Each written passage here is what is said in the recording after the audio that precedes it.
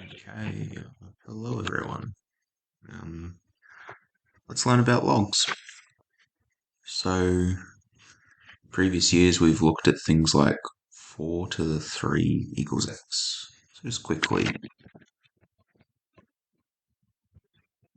how do we solve that? Pretty easily. You can just put that straight into your calculator and you get the answer, 64 equals x. The other one that you might have done before is x cubed equals 64. You can see it's the same equation as before. And to solve that, we could just cube root both sides. X equals 4. But as we've sort of looked at a little bit in the past, if you then have, if you had 4 to the power of x equals 64, for something like this where we've just done a bunch of questions using these exact relationships, 4 to the 3 equals 64, you can just say from experience that x is 4, x is 3 rather. But if you then looked at an equation like 4 to the x equals 273.5, that's not one that you can do in your head. So we're going to basically be looking today, how do we solve when there's an unknown in the exponent position? So 4 to the power of an unknown. We're going to look at how to solve them. Okay. So, at the moment we only can solve this using guess and check. So we have to have a reliable way to isolate the exponent so that we can solve for it. And this is where logs work. So this throws people a little bit to start with, but there is a really simple pattern that it follows. So I'm trying to change my colors, but the recording controls are over my different colors. If you have a look over here at the exponent, it's got the base and the exponent there. The base of the exponent is the base of the log. The exponent becomes the subject, and the subject of the equation in the first one, y, becomes the subject of the log, y, there. So all we're going to do, just to get used to this, guys, is we're going to practice converting these ones here into log form. To point out, log stands for logarithm. A logarithm is basically the inverse of an exponent. So we've talked about something that that expands increasingly. So like, the population of rabbits or something. The inverse of that, the opposite of that, is logarithmic. So similar in maths to how plus and minus are opposites, logs and exponents are opposites. That's how come we can use a logarithm to pick apart an exponential equation and rearrange it, because the logarithm is undoing the exponential, so to speak. So anyway, let's practice these ones. Up to you guys. If you want to have a go first, you can pause the video and then I'll put the answers up, or otherwise just I'll go through them and you can write them down in your book as well. Okay, so for this first one, the subject of my logarithm is going to be the exponent. So it's going to be x equals. Then it's going to be log. Base of the log is 4. The subject of the log will be 64. Okay. The next one over here, the exponent is the subject of the log, or the subject of the equation that the log's in, I should say. So x equals, x is the subject of the equation, log 10 to the, what's that, 10,000. Yeah, guys. Some people do like to put the subject of the log in brackets. You don't have to. Um, if you're like me and your handwriting isn't great, though, it can be a good idea just to make it clear what's going where. Okay, next one. Subject of our equation is going to be y. Log. The base of the exponent is 5, so the base of my log is 5. And the subject of the equation, 125, becomes the subject of my log. Next one, q is the subject of the equation, log base 2, subject is 64. Q equals log 264. This one, w equals log base 3, subject 27. And this one, v equals log base 4, subject 512. Okay. You may be looking at all of that, guys, and being like, well, what the hell is a log? Like, what does it actually do? Like, does log v, v equals log 4, 512, what does that actually help us do?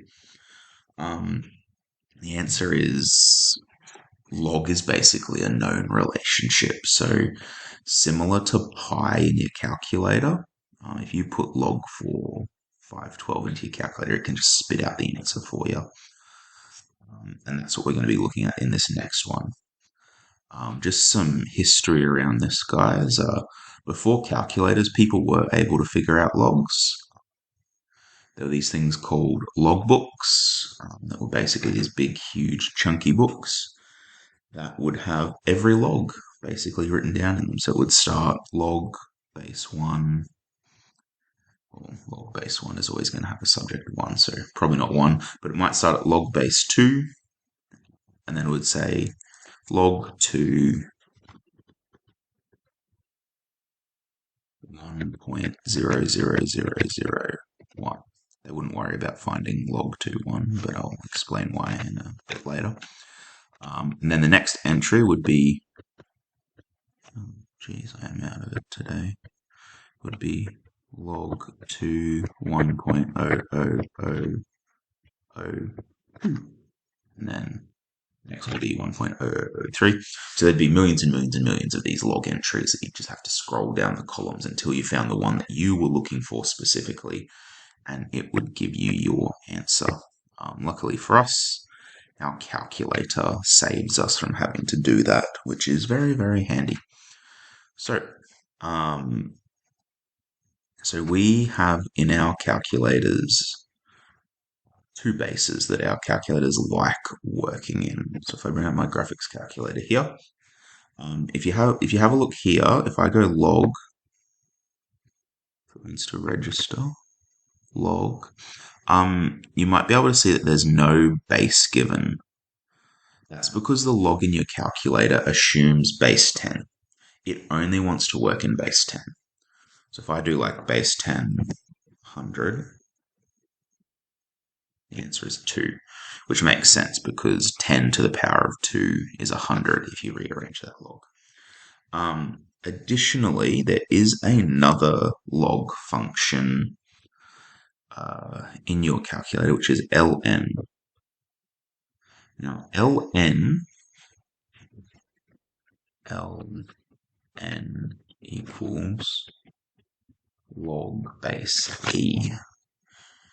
Now, we talked about e very briefly yesterday because of exponential equations. Exponentials often have the natural base e in them. E is like 2.714. It's like pi, it's non-terminating, non-recurrent. So you often see base e in exponentials. So because you see it so commonly, the calculator does have a button for it. And I'll show you one more thing in the graphics calculator. If you go to your math menu, maybe I should have checked this before. Trying to solve it.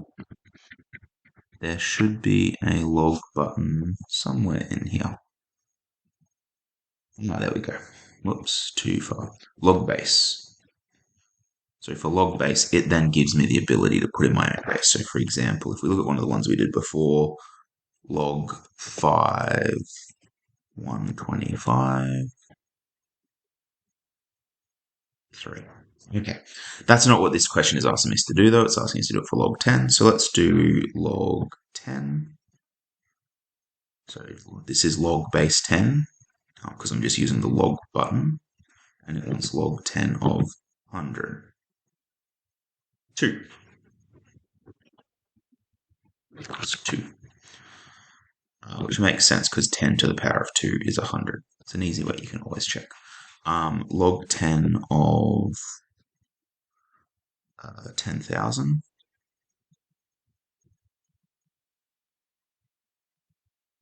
is 4. Log 10 of 1 is 0. I should probably put my answers in. Equals 4 equals 0. And if you excuse me for 1 second, guys, I think my laptop's about to die, so I just put my charge on. You might be wondering why log 10 of 1 is equal to 0. So I did briefly mention this a minute or two ago. So why don't we take this time to think about why is it that log 1 equals 0? And it actually turns out that this is true for any log of 1. It doesn't matter what the base is. Any log of 1 equals 0. And it basically goes like this.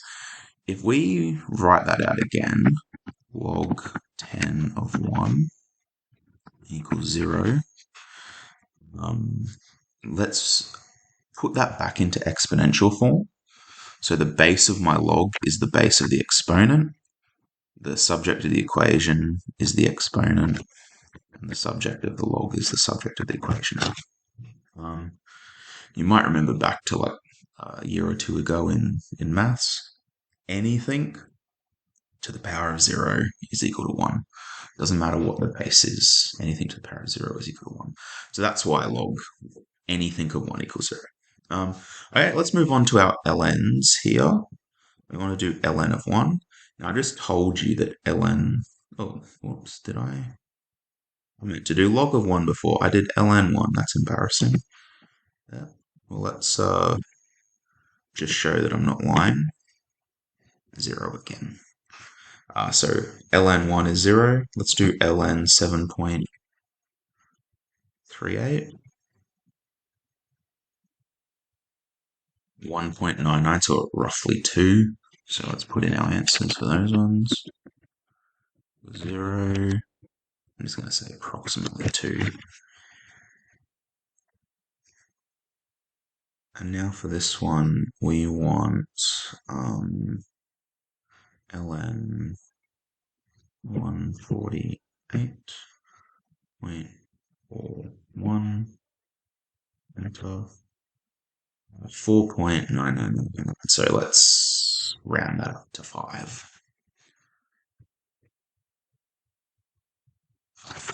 Okay. I don't think this is going to come up very often, guys, but there is a rule you can use. This is basically something we taught in the old graphics calculator days, making myself sound very old. They didn't have the log base function, so they could only work in log 10s. And basically, if you have if you want to find log base B subject A, you can do log of some other base subject A, log of that same base, divided by log same base B, and that will work. So for example, log 2 of 8 is the same thing as log 10 of 8 divided by log 10 of 2, which would give you 3. I don't think there's many places where that's going to come into be an issue. But it is possible that in like a complex, unfamiliar question, you might need to change the base of the log to like cancel some things out or something. So I thought I'd just let you know about that. Um, it may come in handy later on. Sure. Okay. Let's just do some quick calculations. Log 5 of 125. Not much to solve here. Let's put in our calculator. Like looking at it, you know that 5 to the power of 3 is 125, but let's solve it anyway. So let's go back to our, rather than going, oh, I actually did solve this one before.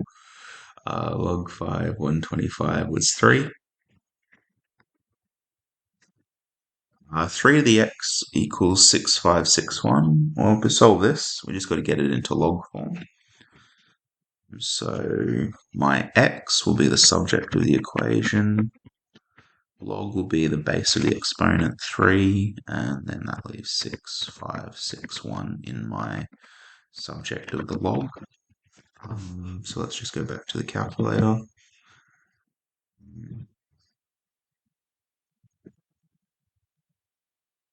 So I want 3 in the base, and then 6561,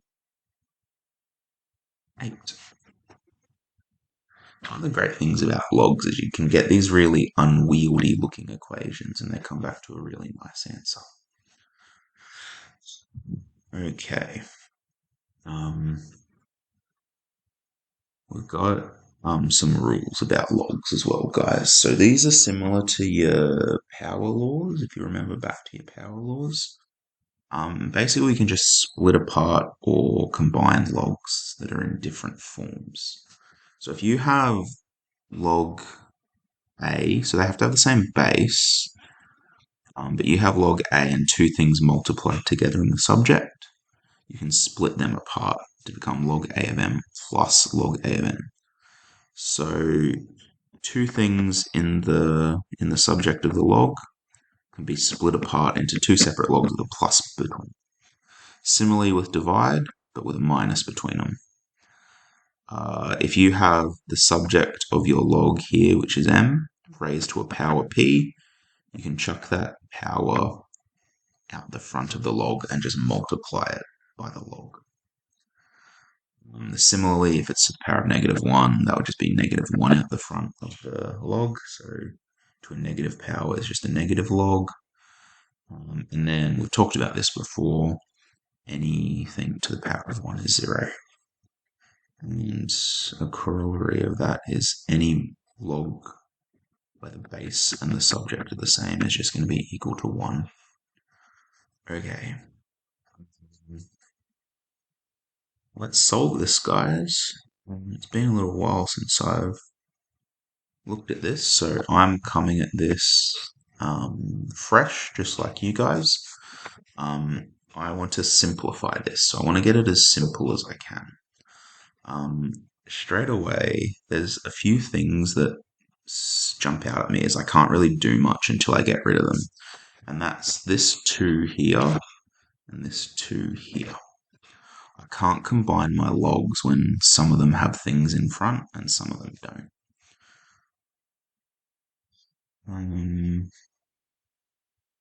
Just thinking, is there a simpler way to do this? Nope. Let's just use log law 3 here and move the 2 into the subject of the log. So this would become equal to log 3 squared plus log 16 minus log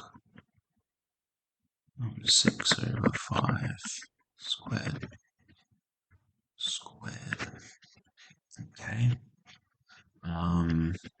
That would give us log 9 plus log 16 minus log.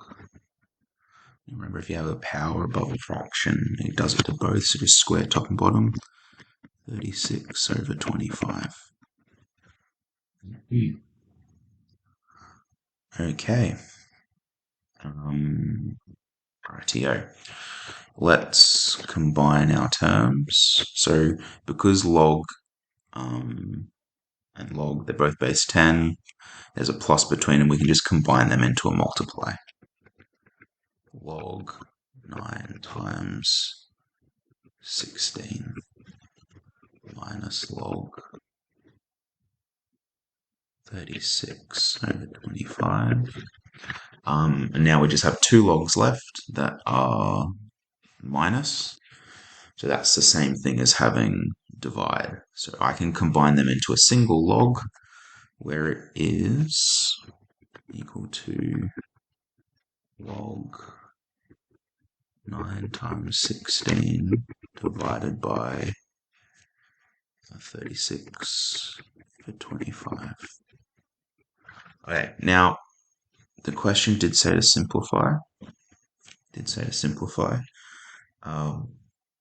We're pretty close to being simplified there. Like we've gotten 3 logs, we've condensed them down into 1 log.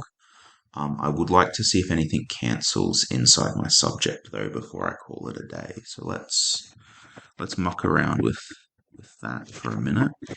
I'm not going to multiply 9 times 16 quite yet, just because I think there's going to be some cancellings when we factor out this fraction.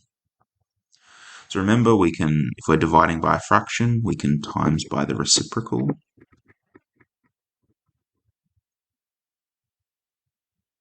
Which gives me log 9 times 16 times 25 over 36. And now, guys, I'm just going to start cancelling. 36 is 9 times 4. Cancel the 9 there. 16 and the 4 cancel. And that gives me 4 times 25. Equals log 100. And from there, guys, we actually know that log 10 of 100, if you don't know it, put in your calculator, log 10 100 equals 2. So all of that condensed down to 2. Okay. I'm going to show you 1 or 2 of these questions from the textbook really quick. So let me just get that up. Okay, guys, I've grabbed question 8 out of that list of problems, just because it looks really freaky. So I just want to show how to do these problems. It can look quite scary. There's quite a lot going on. The easiest thing, guys, is just one small step at a time. Think of it like unpicking a knot. So for this one, we're trying to prove that this whole thing here is equal to 0. So if I remember my log laws, what I'm essentially going to be finding is log 10, and I should expect the subject to be 1. So I'm expecting the subject of the log to end up cancelling out to 1, and we know that log 10 of 1 is equal to 0, which will prove that relationship that we've been asked to. So, like picking at a knot, guys, we just look for an easy thing that we know how to do. I have log 10 plus log 10, so that means that plus, I can turn them into a single log where I multiply the subject. So I multiply ab squared over c by c squared over ab. Okay, so let's do that now. So that's going to equal log 10 bracket. Now when I multiply these two together, because they're both fractions, I'm going to multiply the tops, multiply the bottoms, which gives me ab squared c squared over cab minus log 10 bc. What am I doing? bc. Okay. Up here, I'm just going to cancel in my fraction. So got log 10. See, there's an a on top and bottom of the fraction, so they're going to cancel. There's a c on the bottom, which is going to cancel with the c squared, leaving me with a c on top. And there's a b on bottom, which is going to cancel with the b squared, leaving me with just a b.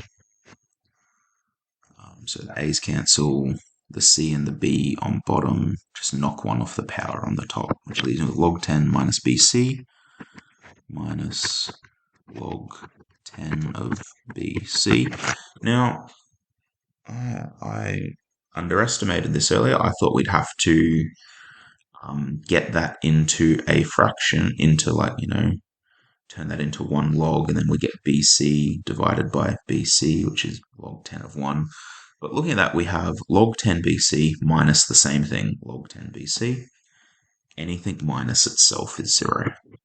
We didn't even need to do the extra steps. That one's solved for us. Can you hear what I'm saying? I really hope my voice is picking up. This is going to be embarrassing if you can't hear half the time.